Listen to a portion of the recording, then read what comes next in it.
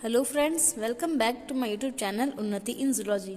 Today I am back with a new video having the difference between osmosis and diffusion. So in this video tutorial I will be discussing about the differences between osmosis and diffusion.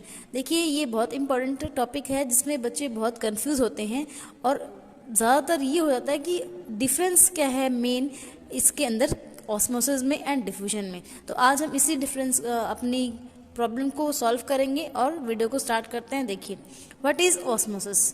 देखिए when the movement of water is said, जब हम water के movement की बात करते हैं तो वो टर्म अपन यूज़ करते हैं ऑस्मोसिस। या फिर जब हम किसी भी टाइप का सब्सटेंस जो मूव करता है from one place to another place in its gases form तो उसे अपन डिफ्यूजन कहते हैं। ठीक है, तो the major difference between osmosis and diffusion is both are a type of transport, both are a type of movement. ये दोनों ही टाइप ऑफ मूवमेंट है from the higher concentration to lower concentration. देखिए ऑस्मोसिस में क्या होता है, water का ट्रांसपोर्ट होता है from higher concentration to lower concentration from any solvent, from any solvent. अगर कोई भी सॉल्वेंट है उस सॉल्वेंट में से जो वाटर का मूवमेंट होगा from higher concentration to lower concentration तो उसे ऑस्मोसिस कहते हैं। बट इसका रिवर्स डिफ्यूजन में क्या होता है, diffusion is a term used for any type of matter, not only for liquids, not only for water, but सभी के लिए, चाहे वो गैस हो, चाहे वो आपका सॉलिड फेस हो या फिर वाटर फेज हो, तो तीनों के लिए ही डिफ्यूजन टर्म यूज होता है। Specially upon most of the cases में डिफ्यूजन को गैसेस के लिए यूज करते हैं। तो देखिए डिफ्यूजन क्या होता है, any type of substances that move from one place to another from higher concentration to lower concentration. यानी कि ऑस्मोसिस एंड डिफ्यूजन में the first point is this that concentration gradient is same, यानी कि दोनों में ही हायर कंसंट्रेशन से lower concentration में जाता है। But only difference is what, diffusion में हम किसी भी टाइप के सब्सटेंस की बात कर सकते हैं, mostly we talk about gases, but osmosis में हम स्पेशली फॉर वाटर लेते हैं, स्पेशली फॉर वाटर का ट्रांसपोर्ट देखते हैं और किसी अदर अपने पार्टिकल्स का मूवमेंट ऑस्मोसिस के द्वारा नहीं होता। This was your first difference and it was the also definition of the both.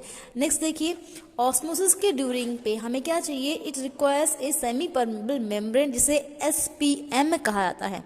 Semi permeable membrane क्या होती है, मान लीजिए ऑस्मोसिस हो रहा है दो मीडियम के बीच में, या फिर वाटर है कंटेनर 1 में एंड वाटर है कंटेनर 2 में, तो जब हायर कंसंट्रेशन से लोअर कंसंट्रेशन की तरफ वाटर मूव करेगा, कंटेनर 1 से कंटेनर 2 में मूव करेगा, तो बीच में जो एक लेयर पाई जाएगी दोनों कंटेनर्स को डिवाइड करने के लिए, उसे सेमी परमेबल मेम्ब्रेन कहते हैं, यानी कि अर्ध पारगम्य झिल्ली, जो क्या करती है जो मीडियम ऑफ अपना कंटेंट है उसको क्या करेगी, चूज करके सेलेक्ट करके परमेबल बनाती है। तो this is your osmosis where we require a semi permeable membrane. Next is it has no need of semi permeable membrane. लेकिन डिफ्यूजन में देखिए ऐसा कोई भी प्रकार का मेम्ब्रेन का नीड नहीं होता है, सेमी परमेबल मेम्ब्रेन हमें इसमें नहीं चाहिए होती है। Okay, this is your second difference. देखिए next third difference, it takes place only in a liquid medium. Osmosis हमेशा वही यूज होगा जहाँ पे अपन लिक्विड कंटेंट की बात कर रहे हैं, लिक्विड मीडियम की बात कर रहे हैं या फिर वाटर की बात कर रहे हैं specially, and it takes place in both solid, liquid and gases phase. तीनों फेजेस की जब अपन बात कर रहे हैं, यानी कि किसी भी टाइप ऑफ का मूवमेंट जब हो रहा है हायर कंसंट्रेशन से लोअर कंसंट्रेशन की तरफ बिना किसी सेमी परमेबल मेम्ब्रेन की, तो उसे अपन डिफ्यूजन कहते हैं। ओके, इधर देखिए ऑस्मोसिस। ऑस्मोसिस में ऐसा कुछ नहीं है कि हायर कंसंट्रेशन से लोअर कंसंट्रेशन की तरफ जब वो जाएगा तो वो एक इक्विलिब्रियम को ऑब्टेन करे या फिर इक्विलिब्रियम के आने के बाद रुक जाए, बट ऐसा कुछ नहीं होता है। यहाँ पे चलते रहता है जब तक पूरे के पूरे मॉलिक्यूल्स जो है वो मूव आउट ना कर जाएं। लेकिन डिफ्यूजन के अंदर इक्विलिब्रियम का बहुत इंपॉर्टेंट रोल है, दोनों तरफ जब तक इक्विलिब्रियम नहीं हो जाती तब तक डिफ्यूजन होता है, लेकिन जैसे ही एक बार इक्विलिब्रियम को अटेन कर लिया जाता है तो डिफ्यूजन रुक जाता है। अच्छा, अब ये तो हो गया बुक की बात। अब देखिए मैं आपको जनरल बातें बताती हूँ कि अपन इन जनरल लाइफ या फिर रियल लाइफ में अपन ये दोनों चीज़ें कहाँ देखते हैं, एक तो ऑस्मोसिस और एक डिफ्यूजन। देखिए डिफ्यूजन का क्या मतलब होता है, गैसेस का या फिर सॉलिड फॉर्म का या फिर लिक्विड फॉर्म का हायर कंसंट्रेशन से लोअर कंसंट्रेशन की तरफ मूव होना।